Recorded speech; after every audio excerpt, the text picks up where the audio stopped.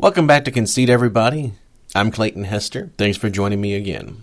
Hope you're ready to join me for another episode of the show that asks the big questions about speculative fiction.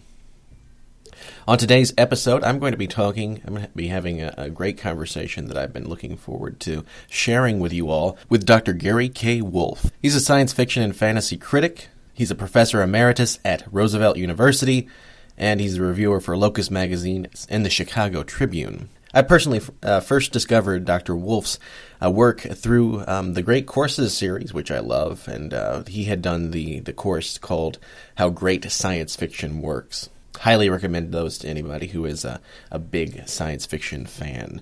But yeah, today we're going to be talking about the initial subjects that we're focusing on for this first season of the show with religion and science fiction and the issues therein play.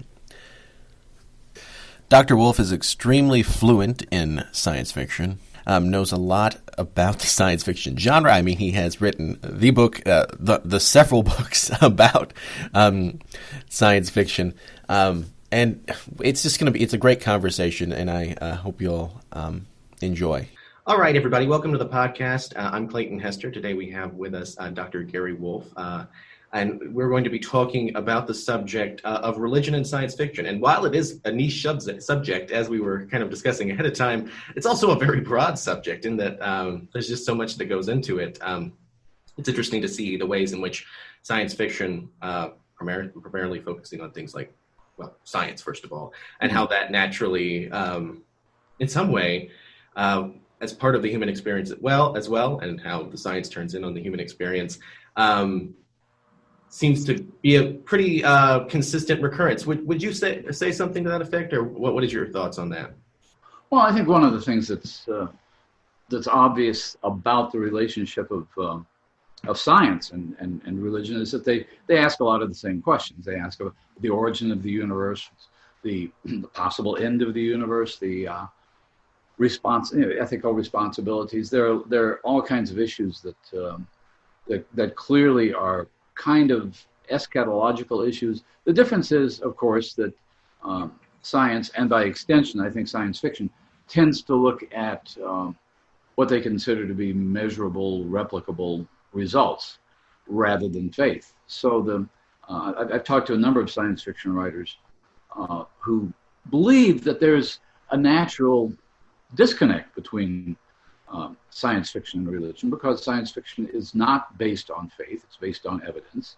And therefore, a lot of the stories, a lot of the classic stories that deal with religion in science fiction, and there are a lot, deal with that conflict. They deal with a challenge to faith. Or, as you remember, one of the lectures I talked about in the series started off with what I consider the worst science fiction story in the world.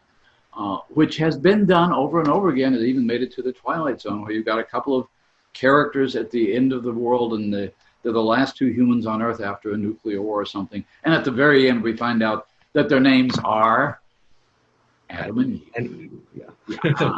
And so that kind of thing is kind of a weird way of science fiction validating a religious belief. But by and large, I think the tension between faith and evidence is what generates a lot of stories. Mm-hmm. And one of the interesting things, I think, also, and if I don't know how wide or strong a line in terms of just in general the study of things like religion, people would draw a line between religion and mythology in terms of, well, each religion is said to have its own mythology, and that, of course, is not to boil it down into fact and fable and the like, mostly in terms of just like categorizing the story and each having its own mythos, as it's said. But in terms of things where that takes an apocalyptic approach, it's interesting as well, thinking of, I believe it's the Norse mythology. I'm not exactly up as much with that, but in terms of their tales about the coming deluge that's going to basically leave a couple of people around, things like that, and so that itself is kind of an interesting, I don't know, well, it's supposed to be prophetic in the ways of looking ahead to things like the Ragnarok scenario. Well, as long as you mentioned Norse mythology, it kind of brings in a third kind of storytelling, which isn't really religion and it isn't really science fiction. That's kind of the superhero movies. Sure. Because one of the things that happens in the movie Thor, for example, is you're basically taking Norse mythology and turning it into science fiction. There's a distant planet, and it all is something that it can be explained as in terms of space opera. And that's kind of an interesting strategy as well, where you simply reimagine a religious story as though it were a science fiction story. And this has been done quite a bit. Mm-hmm. Yeah, precisely. And, just this morning I got to thinking about the ways, things like if you look back at, any of the classical heroes themselves and then reimagine them in a kind of sci-fi context, things like Gilgamesh, which I believe he's a third divine or something along those lines. In the modern day context, Superman being on Earth, coming from the gods, where he's normal, but being sent here and then becoming, supposedly, there are all kinds of. There have been Superman stories forever, but right. But when Siegel and Schuster decided to write the comic book, supposedly they'd read a science fiction novel by Philip Wiley called Gladiator. Okay. Which gave them the idea. But they're the ones, I guess, that chose to have him an alien from another planet. So what is just a kind of superhero comic book story, becomes a kind of science fiction story. Mm-hmm. Yeah. And with that, of course, things like the religious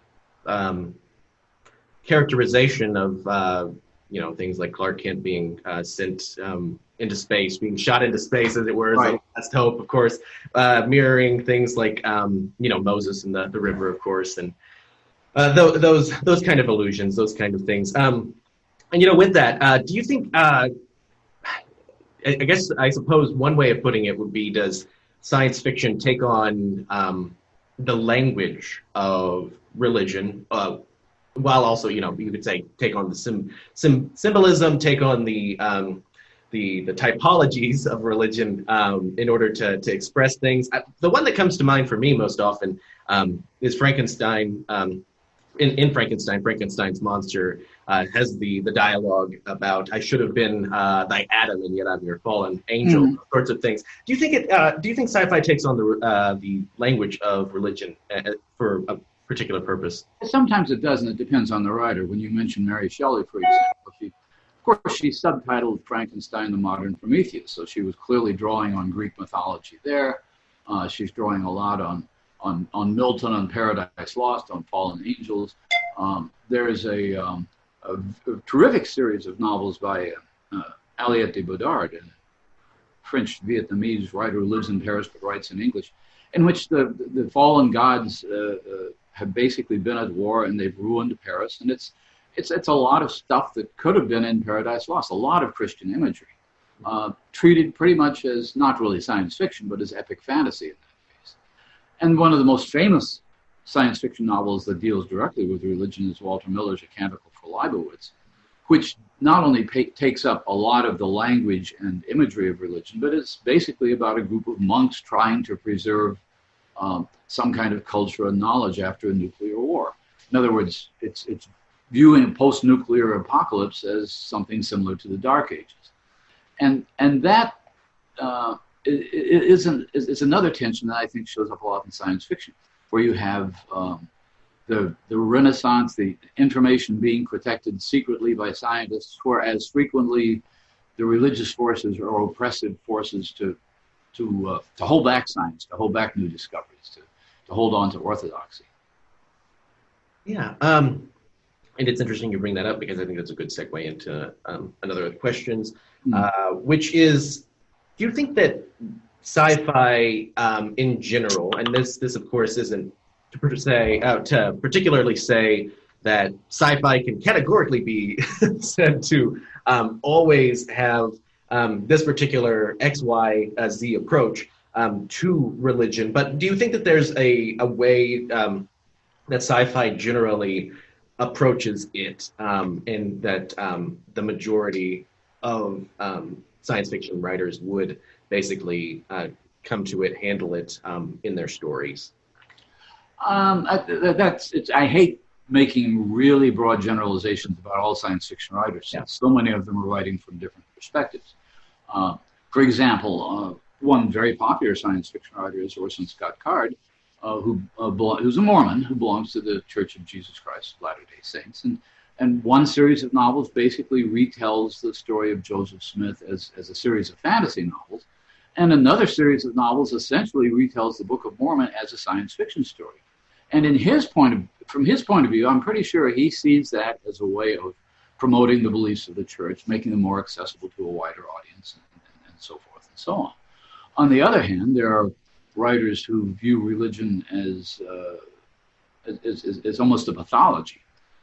There's a novel by Michael Moorcock called Behold the Man, which is in which basically Christianity is invented almost by accident by a time traveler who goes back trying to find the historical Jesus and ends up becoming the historical Jesus by accident.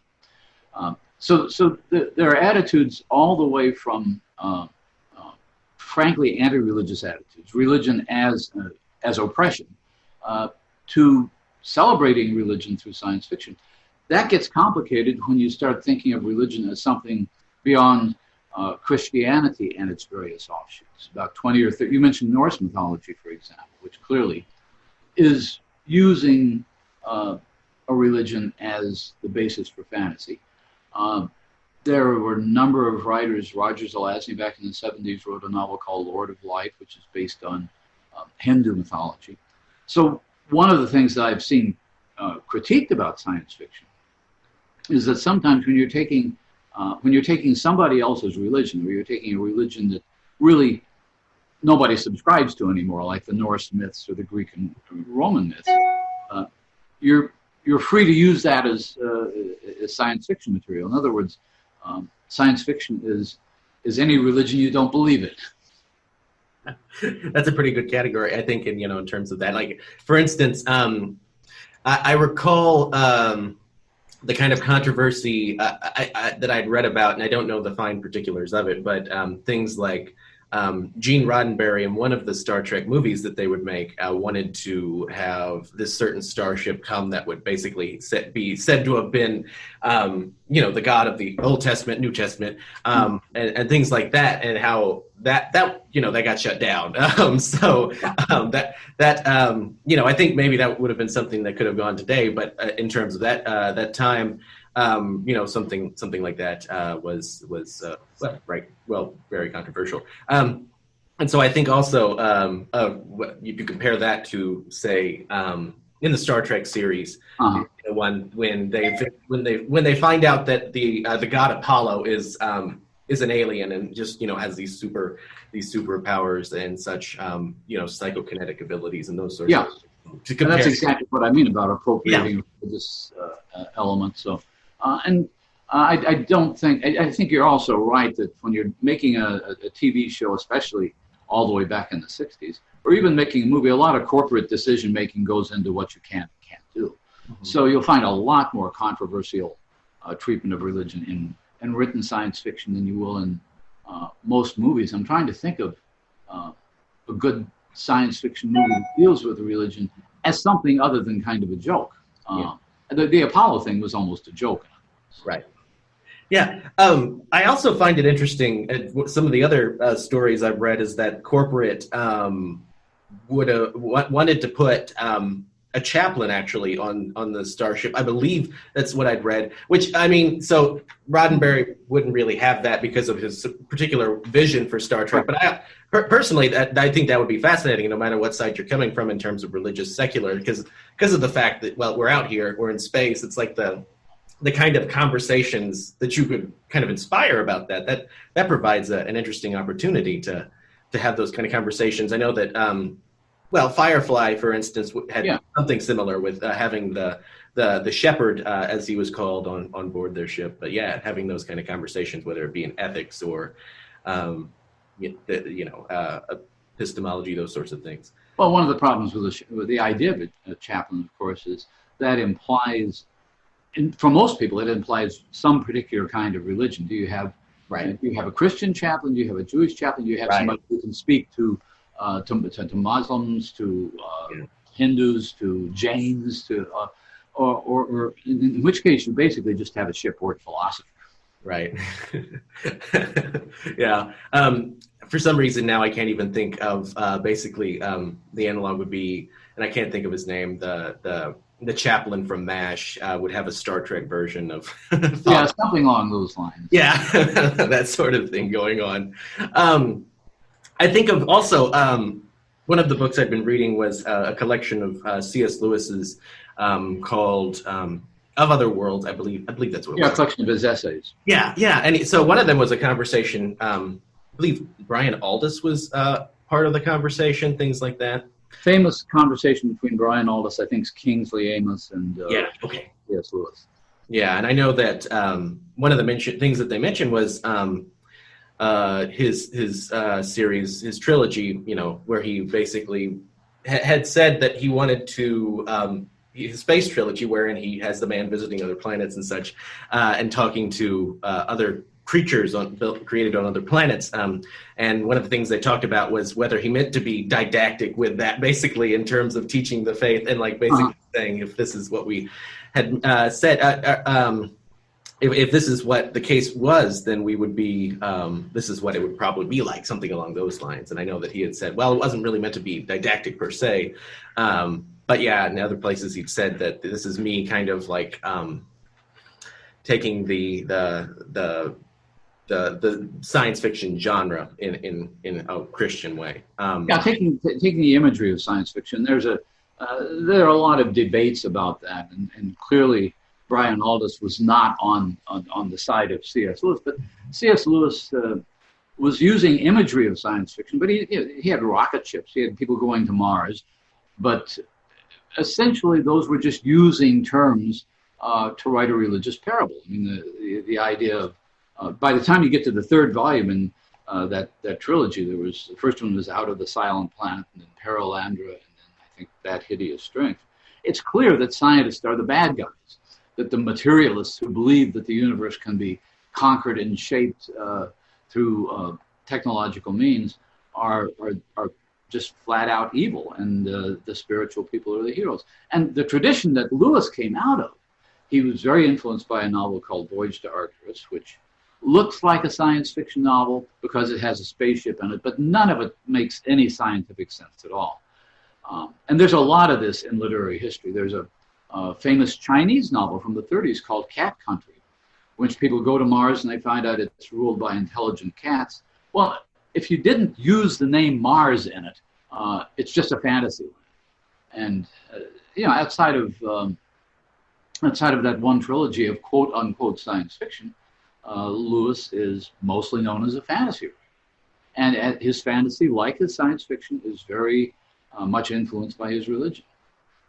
I know a couple of writers, for example, who were Jewish kids reading The Lion, the Witch, and the Wardrobe and really getting into this and finding out, wait a minute, this book is trying to turn me into a Christian. This whole thing is about resurrection and sacrifice and so forth and so on. And there's no doubt about the didactic meaning of that. Right, exactly. And I know that with that, I think he's said similarly with Narnia, it was about basically showing if Christ had to visit another world, if he had other worlds, right. This might be how he does that, and how he brings about redemption for them as well. Which is kind of interesting in terms of like just the same thing he does what he would be kind of doing in the space trilogy with our cosmos, and that, as you say, fantasy setup.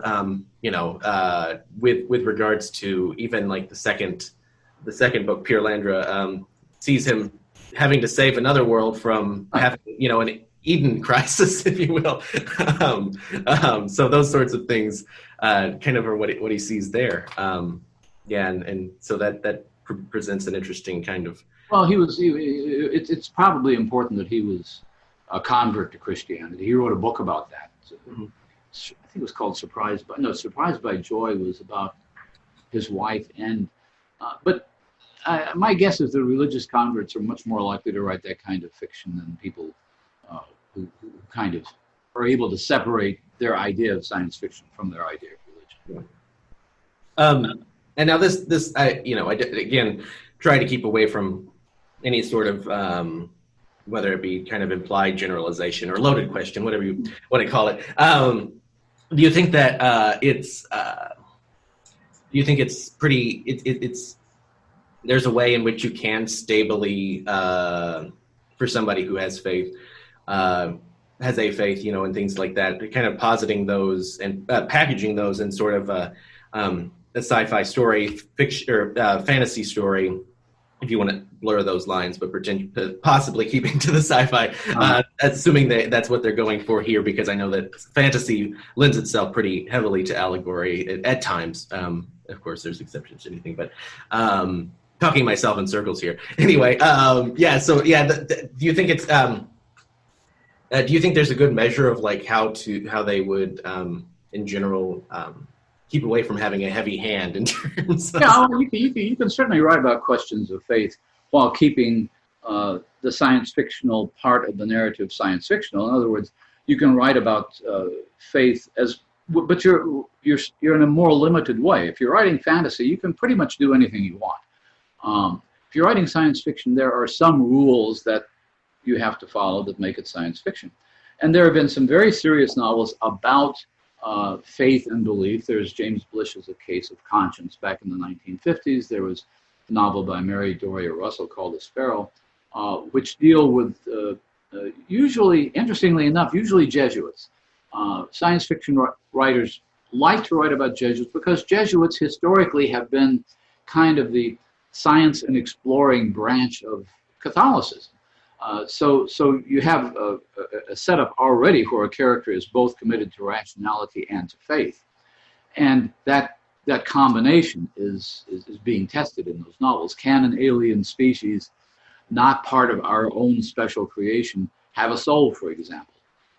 You can ask questions like that. You can ask them in ways that respect the faith of your characters, but at the same time follow the rigorous demands of what science fiction is. In other words, are aliens part of the same creation we are? This is a question that one of the characters in a Case of Conscience has to talk about.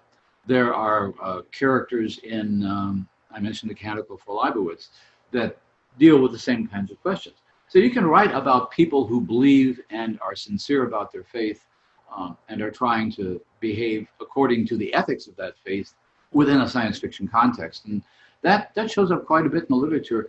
You're right, when I think about it, it doesn't show up that much in movies or TV. And that's, with that, as you say, space, the space is a Jesuits thing. If that's the way that's the way I put it. Jesuits in space. I don't remember if that is the case in. I know that one of those stories that comes up frequently with this is The Star by Arthur C. Clarke, I believe. Right. I think that individual. I think the guy is a Jesuit in that too. Yeah. But yeah, the kind of situation being that the Star of Bethlehem was a supernova that snuffed out this alien civilization, right. And so that becomes a kind of personal crisis for the individual that's observing this, and so that brings out, well, it's kind of a theodicy in itself. The problem. It is. Yeah. The basic question the character is left with is. Would God, simply in order to send a message to us on Earth, be willing to wipe out an entire advanced civilization? And of course, the story doesn't answer the question. But it's, so the stories that deal most effectively with religion, I think, are ones that don't try to turn religion into science fiction or science fiction into religion, but that deal with characters who are facing those dilemmas. Among the things that I think about a lot of the time when I'm looking at science fiction and religion, and one of those that comes up with how I look at how it's being handled, and maybe it's because I think my real initiation with sci-fi came through Star Trek, as I've mentioned a few times already. But with regards to things like Roddenberry's view of the future, which I mentioned before, and I kind of... I don't know, poke fun a little bit, kind of considering them a little bit of Lenin-topias, if you will, John Lennon, that is, with a view of the future. Imagine no religion. Imagine, these sorts of things. Communitarian, if that's a good term to use. View of the future, kind of like what the Federation is in the future for Roddenberry, and so he imagined it very secular. Do you think that is a pretty frequent theme in terms of people's view of how progress will affect humanity, about prioritizing other things above religion? Well, I think that to some extent Roddenberry was a creature of his time. He grew up in the 60s, which there was a kind of utopian liberalism. We can create a future in which is very tolerant, and as long as we go around blowing up people who don't believe in tolerance. But by and large, I think that's a kind of view of a kind of liberal world order, which historically science fiction writers have seen as happening. I mean, there's this one writer called it a consensus cosmogony, that science fiction built up over a century, really, where, first of all, we colonize the moon, and then we colonize the planets, and then we expand into space, and eventually we have a galactic empire, and it's all just basically, when you think about it, a recapitulation of the last 2,000 years, except going into outer space instead of going to new continents on Earth. And religion is never explicitly discussed in that, I don't think, except in the idea that maybe there is some endpoint, some goal. One of the religious thinkers who seems to have had an influence on a number of science fiction writers was another Jesuit, a philosopher named Teilhard de Chardin, who wrote about the omega point, the idea that the universe is aiming towards something. There's some kind of not just a New Testament apocalypse, but some point at which all things converge. And that became a very attractive idea, because you can keep that in the distant future. You can have millions of years of history to write about pointing toward that, but you don't ever have to actually portray it or deal with it as a matter of belief. Right, exactly. And with that, I think of also kind of the perspective of that kind of, with the utopianism of the last century heading forward, the ways in which, as a whole, it kind of reflects a certain view of some of those late Enlightenment thinkers, with their view of, things turn from early in religious orthodox to kind of the theological / philosophical, until at last the scientific arises, and those sort of transformations arise in some sort of stage. And so I kind of picture that as a way in which that he had particularly envisioned the future kind of progressing. And so I know that it seems at least in terms of the science fiction we get on TV, at least, and I know that generally grittier it tends to be better in terms of TV today, and that's kind of been a complaint about the newer Star Treks and those sorts of things. But not to get into that controversy, but the situation being is that we kind of see a lot more of characters and emphasizing those sorts of flaws in characters, and kind of like basically. I think of it more if people are less utopian, and maybe you can speak to whether this observation is correct, but less utopian in general in all science fiction outside of Star Trek as well. That is on TV and the movies and the like, but more like if more of a hypothetical, if I were in a starship today, and if me and my neighbors and people I know, like those sorts of things, that kind of more I guess gritty realism, I think, is what people may go for more today. I don't know if that. I think there are 3 or 4 things going on here. One is the classic utopianism, which obviously Roddenberry didn't invent. You go back and look at H.G. Wells's one movie, Things to Come, from 1936, and it's the same sort of thing. He has, what he calls airmen, basically pilots, take over the world. It's kind of weird, but in 1936, that's. But this happens after a decades-long war and a period depression and poverty and so forth, and eventually science takes over and rules, and that's kind of the faith that the late Wells had. And the opposite of that, I suppose, is what we've seen way too much of in movies and TV, and that is just all-purpose dystopias. Everybody's miserable from now on, which is gritty, but somewhere in between those two are the kinds of things I think you're talking about, the kinds of working class space crews, the things you get in The Expanse, the things you even get in the Alien movies. Alien movies are movies about, basically lower class workers on what amounts to a mining ship. It kind of, in terms of movies, it kind of set a new standard for what spaceships look like. They're not gleaming, they're rusty and they're dripping with water, and they're, in this particular case, full of monsters.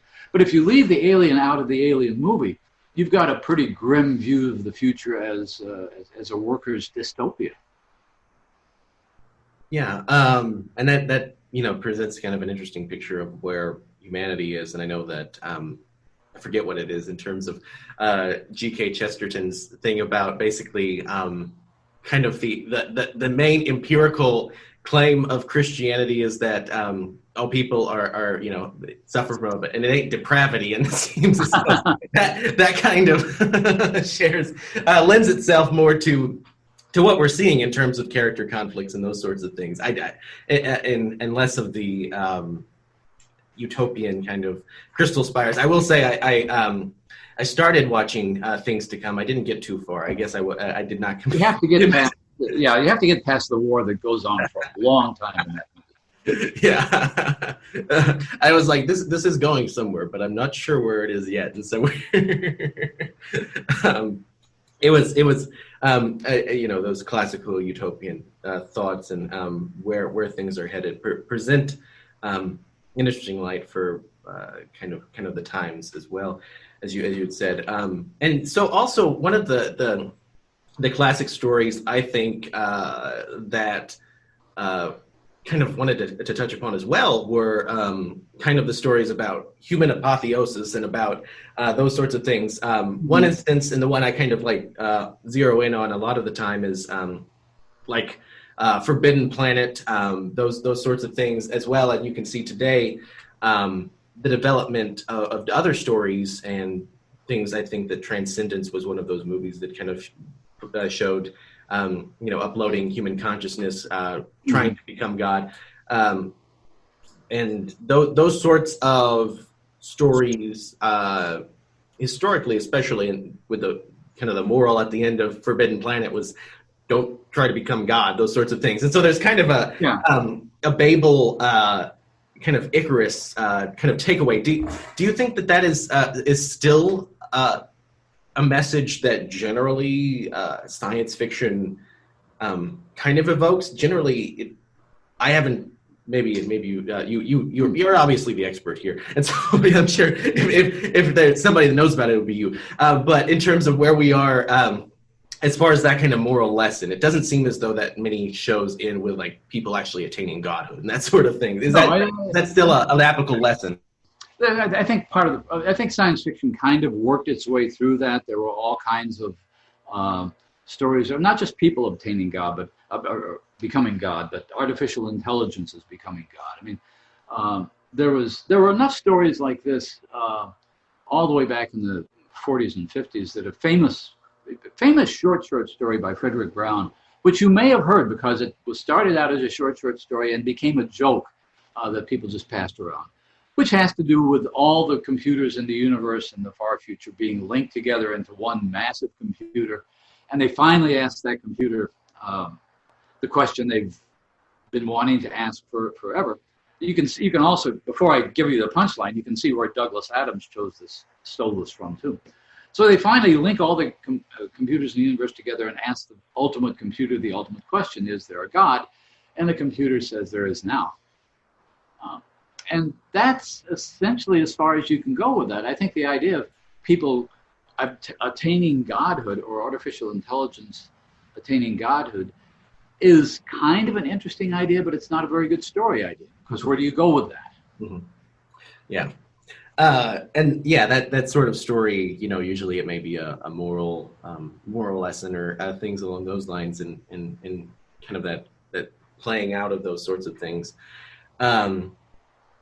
Also, let's see, what was I going to say? Okay, do you and with that, you see a lot of, in terms of technology shaping religion as well. And I mean, in terms of like some of it has a real grounding today. I know that they're with groups like transhumanists and those sorts of folks, individuals, and organizations, kind of take their bearings of like working towards those sorts of things. Well, you can take ideas like the rapture, for example, and there's a very popular idea in science fiction in the last 2 or 3 decades called the singularity, the idea that at some point artificial intelligence is going to either outstrip us to the point where we don't understand it or incorporate us. And there have been a number of stories, recently a series of stories by Ken Liu, who's an excellent writer, L-I-U, in which people just choose to upload themselves. And the world becomes depopulated as people choose to go into virtual space where they can basically live in any environment they want. They can live forever. They can replicate everything they could have lived in the real world. And of course, the people left behind are pretty much in the same situation as the people left behind in the rapture would be. So that's taking kind of a religious idea and translating it into science fiction terms, but translating it into science fiction terms that are at least somewhat credible. I mean, the idea of uploading consciousness has been just it's almost a cliche in science fiction these days. Yeah, in terms of those sorts of things, and I know that whenever those things get that kind of a press and those sorts of things in real life, and those movements towards it, that's kind of the thing of like inventing the afterlife. Those kind of philosophical questions arise with where we're headed in terms of those situations. And with that kind of also on the other end kind of brings up an interesting question of how fiction authors will create religions in themselves in order for world building purposes, those sorts of things, and brings up another interesting thing. I've been one of my recent listens has been Hyperion, and so kind of the conversation in there is actually also what we talked about earlier in terms of secularization in the future, those sorts of things, and among those is kind of this priest kind of coming to terms with his belief that things are kind of falling apart in his church, and so he kind of comes to terms with where he is and where he's headed, and that it plays with religion in interesting ways. Right. And among those is they also create an interesting fusion, which I'd like to actually read more about in terms of how it kind of codifies things. As one of their mentions is of Zen Gnosticism, which is obviously a creation of the author, but those sorts of comparisons, earthly, I can imagine somewhere where you could meet kind of those syncretic elements of, say, Buddhism and Gnosticism, in late antiquity, but in terms of how that plays out. But Gnosticism has always been attractive to science fiction and fantasy, simply because it's secret knowledge. It's kind of you have to be an initiate in order to understand this, and so there's a kind of subset of science fiction that deals with alchemy, for example, and there's some very interesting historical novels. There's it's a very ambitious set of novels, but it's actually a very good set of historical novels that are also science fiction novels by Neil Stephenson called The System of the World. And one of them is largely about Newton and the Royal Society. And one of the things that becomes very clear is that, Newton believed in alchemy. He was not rejecting it. He was trying to figure out how to fit it in with his experimental science. So the idea that there are parallel patterns of thought in religious belief, especially in kind of, you're right, the Gnostic, the cryptic, secret society religious beliefs, and the idea that scientists are an elite group of people who know things that we don't, is a kind of parallel appeal, I think, to readers. All right. Yeah, and I think that with that, time is kind of coming towards a close, I believe, and so I know that I got to let you go at some point, so as much as I dread it. But no, the conversation's been good. But one of the I kind of wanted to ask a general question in that with all that's going on in science fiction, and we talked about it in kind of a smaller, in the particular lens of how it treats religion and those sorts of things. What was it to you that drew you towards, working in such great detail and studying science fiction as it is? What kind of drew you towards that? That's a fascinating question. I think when I was a kid, I started reading Ray Bradbury was what got me into science fiction, probably, and then later I discovered Asimov and Heinlein and other writers. I suspect part of it was I was growing up in a small town in Missouri, as a matter of fact, and it was very limited in what I can see and do. There was one movie theater, that sort of thing. So the idea of being able to travel to other planets, the idea of gigantic cities in the future, all the things I wanted to see in my life, and that, when you're a kid, you think, okay, by the time I'm 60 or 70, I will see some of these things. And science fiction kind of constantly held out that promise, but also it was a fiction that dealt very provocatively with ideas. And I think at a certain age, if you hit it at the right age, where you're thinking about things like the meaning of the universe and what's my place in it and that sort of thing, science fiction dealt with that, still deals with it, in a much more direct way than a lot of other fiction does. And so it just seems to open up endless possibilities. And then as you learn more about science fiction, you learn that, well, the best science fiction can also do what good mainstream fiction does, which it can tell you about characters and it can deal with moral dilemmas. And during my lifetime, science fiction has gotten a lot more mature and frankly a lot better than it was when I started reading it. Awesome. Hey, that's a great sign. Great, trend, I suppose. So with that, do you have a particular, book or movie, maybe piece of media or something along those lines that you would particularly recommend? However many you really want to go for this, because I always hate, people like ask when, what's your favorite book or movie or TV show or anything like that. That's such a terrible question. But do you have anything that you'd recommend in terms of, reading, seeing more about the topic of religion and science fiction? This is one I recommend all the time because I think it touches upon most of the questions we've been discussing. And it's a movie that some people these days find it hard to watch, and that's 2001: Space Odyssey, because it has ideas in it that I don't agree with at all. It has the idea of alien intervention, ancient astronauts somehow directing human evolution, which even Arthur Clarke thought at the time was silly, but it does raise the question of what's the purpose of evolution, and it does so in a kind of beautiful, leisurely way. It's not an action movie by any stretch of the imagination, but it's one idea after another, and then terrific imagery in between. And to watch that movie today, because I was giving a lecture on it just last, its 50th anniversary was just a couple of years ago.